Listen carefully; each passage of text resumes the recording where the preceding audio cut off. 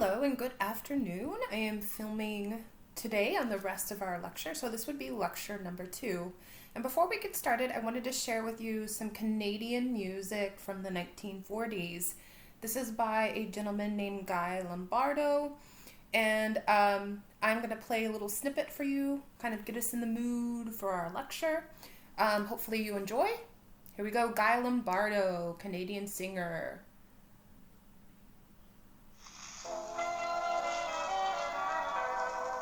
And yes, I'm still using my 1914 phone.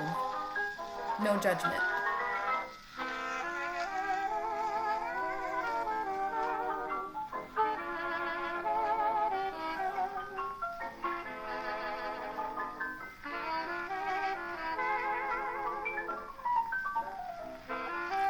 I think maybe if I could go back to any time period, maybe it would be the 1940s.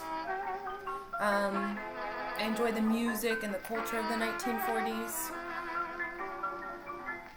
I don't know. What do you guys think? If you could go back in time, what time period would you go back to? I think I would go back to the 1940s.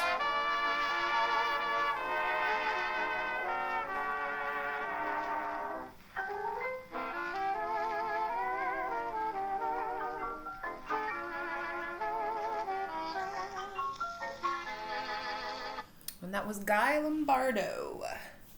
I believe the song is The Nearness of You.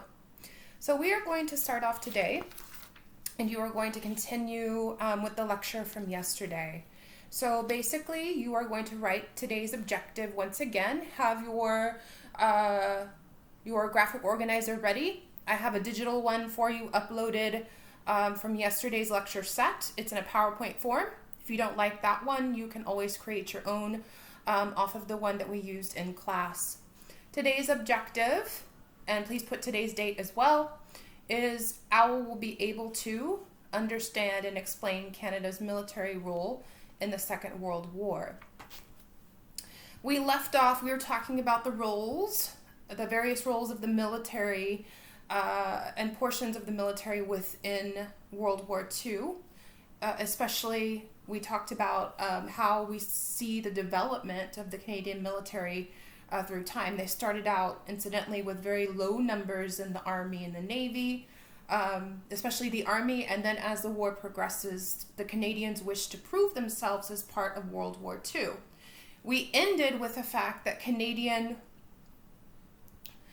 the Canadian government and the Canadian high-level Canadian officials requested that their troops and their military personnel be sent into battle, especially in the Mediterranean, where things were getting very hectic in Italy and Sicily.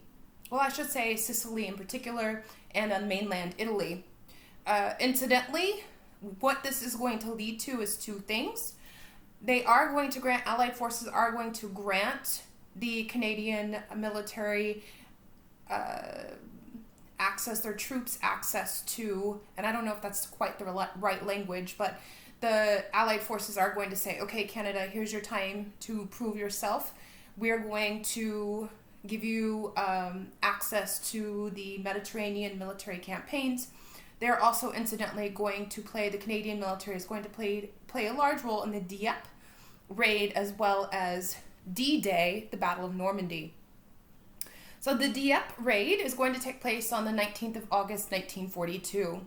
In the early summer of 1942, the Allies decided to mount a major commando campaign on the French Channel. Basically, what they're trying to do here is test out their resources, and not only that, test out German response to this commando raid. And they're also, incidentally, trying to divert German forces from other key areas to this particular raid. And so what the Canadian forces are going to do is attempt to test out a number of things, because their main goal is to see what kind of response, number one, the Germans are going to give them. Because remember, the Germans have heavily fortified these areas around the French Channel.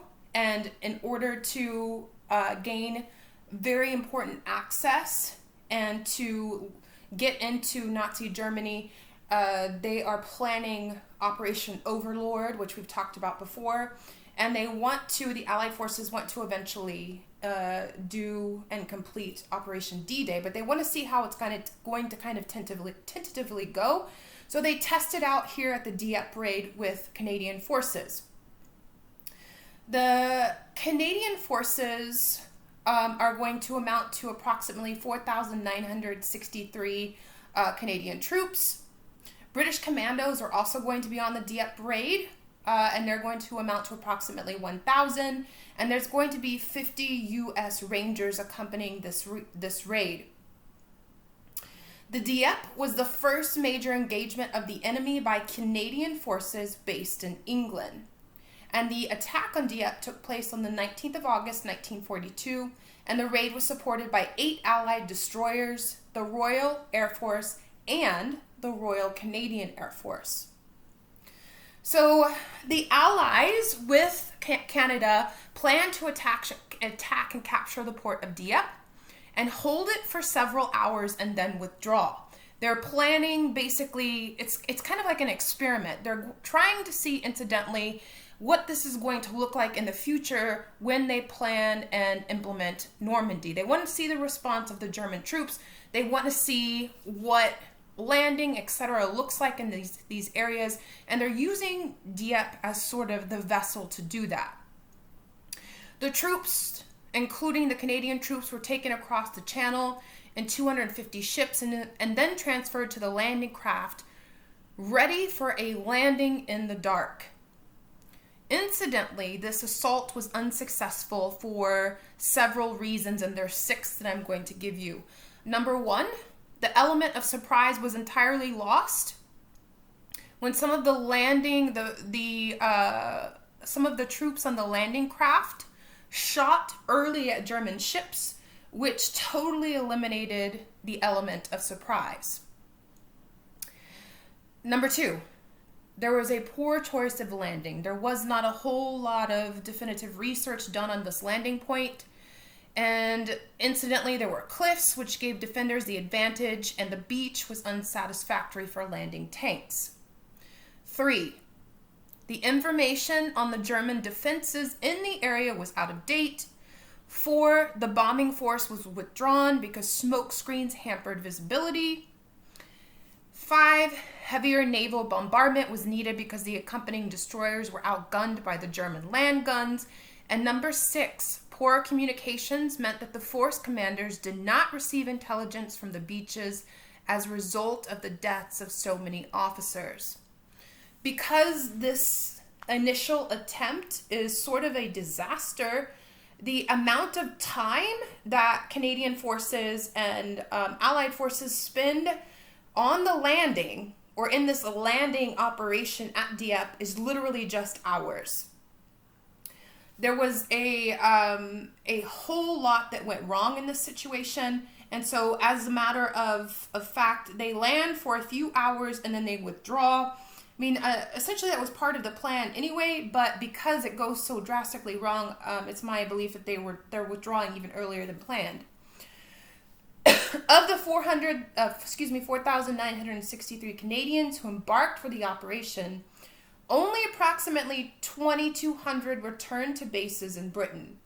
907 Canadians lost their lives, and 1,856 were taken prisoner. They became prisoners of war. The Royal Canadian Air Force also lost 13 aircraft, and the Royal Air Force, which is the British Air Force, lost 106 aircraft, the highest single-day total of the war. This is not how they expected, the Canadians and other Allied forces expected this to go. However, despite this failure, it did not bring down the morale of the Canadians. We saw this effectively happen in World War I. We saw a collective morale gathering at large battles in World War I, in which became sort of the cry of not only the military during World War I, the Canadian military during World War I, but also the Canadian people. They would say, remember certain battles of World War I, the Canadian people said, this is our want to continue on. And here also is the same thing that we see with the Canadian troops and the Canadian personnel, the Canadian persons at home, I should say. The Canadian military wanted to prove themselves, and they wanted to do so. This did not deter them. This battle did not deter, I shouldn't say the battle, but this commando raid did not deter the Canadians at all. It increased their want and desire to further prove themselves. And remember also at the same time when we're talking about this, we're also developing a sort of national identity at the same time. And this is reflective in the troops' response to the situation. We want to be a part of this. We want to reflect that our nation is contributing successfully to the onslaught of fascism and evil in the world. And this is being reflected in the desire of the Canadian troops to move forward. And I believe it's a larger reflection of the attempt of Canada as a whole to play a part, a visible part, kind of separate from Britain, in taking down the onslaught of evil during World War II. So, besides the Dieppe raid, the Canadian forces are also going to participate in D-Day. So by 1944, as we know from previous lectures, that D-Day is about to go down, right? So by 1944, Canadian forces had proven themselves sufficiently enough to basically be given their own section, codenamed Juno, in the Normandy landings on the 6th of June. Their first objective was to establish a beachhead, and a beachhead is an area on a beach that has been captured from the enemy and on which troops and equipment are essentially landed. That's their first objective, the Canadian military, their first objective. They were second, to advance 10 miles inland. Then they were to capture the strategic airport at Quion. I think I'm mispronouncing that, but I'll double check. And link up with the British the British established beachheads of Sword and Gold. Not only is the Canadian infantry, which are ground troops, participating in this, but there are also 109 vessels, Navy vessels, and 10,000 sailors from the Royal Canadian Navy participating in this mission as well. The Allied Armada, or massive, large naval force, is collectively made up of Canada's numbers, as I just said, and other Allied forces.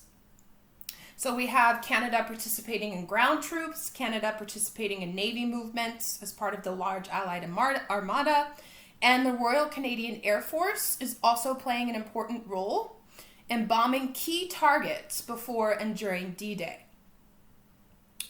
So essentially, Canadian military forces are going to land in and around Juno Beach.